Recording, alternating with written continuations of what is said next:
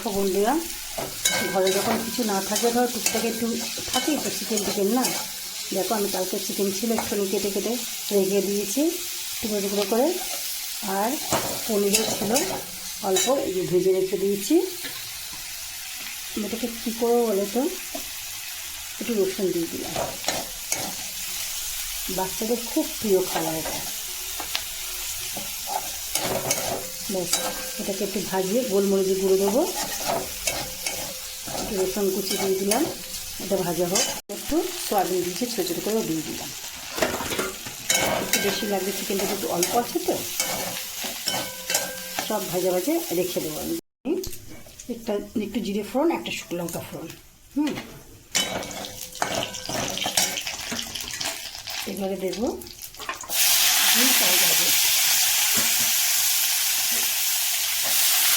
দিয়ে দিয়েছি, এবার একটু পেঁয়াজও দিয়ে দেবো লাস্ট ফিনিশিং। দেখো আমি কী করি জিনিসটাকে, এইভাবে করে দিলে বাচ্চাদের আর কিচ্ছু লাগবে না, এমনি খেয়ে নেবে, কোনো সবজি তরকারি কিছুই লাগবে না।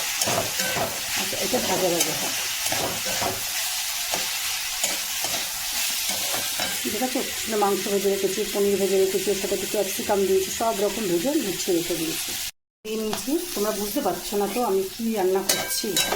লাস্ট ফিনিশিং পর্যন্ত ভিডিওটা দেখো, দেখলেই বুঝতে পারবে। তোমার গোলমরিচের গুঁড়ো আমি এটাকে অল্প ক্রাশ করে রেখেছিলাম, সেটাকেই দিলাম। পোচ করছি, পোচ না, এটা পোচ হচ্ছে না কিন্তু, এইভাবে ভেজে রেখে দেবো। একটু লবণ দিয়ে দিয়েছি, ব্যাস এটাকে ভেজে সুন্দর করে রেখে দেবো। এই ভাজাগুলো সব কমপ্লিট হয়ে গেছে, নামিয়ে নিয়েছি। এবার ডিমটাকে ভেজে রেখে দেবো।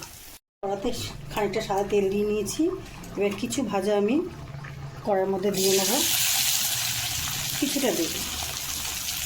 এবার কিছুটা রাইস আমি এভাবে দেবো,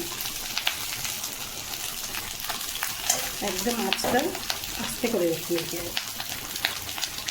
হ্যাঁ, ভাবছো ভাত ভাজা, কথাটা ঠিক একটু অন্যরকম, ভিন্ন স্বাদে।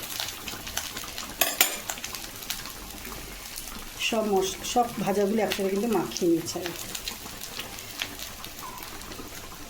যখন কিছু না থাকবে, টুকিটাকি জিনিস থাকলে এরকম করে ভেজে দেবে, বাচ্চারা এমনি খেয়ে নেবে। এবারে পরপর এইভাবে করে দিয়ে রাখবো। একটুখানি হলুদ গুলে এর মধ্যে ছড়িয়ে দিয়ে আর দেব, তোমরা চাইলে ঘি দিতে পারো। ভাতটাকে নামিয়ে আমি এইভাবে হটপটে রেখে দিয়েছি, সুন্দর করে গরম থাকবে, গরম গরম না থাকলে ভালো লাগবে না। বাই, টাটা বন্ধুরা।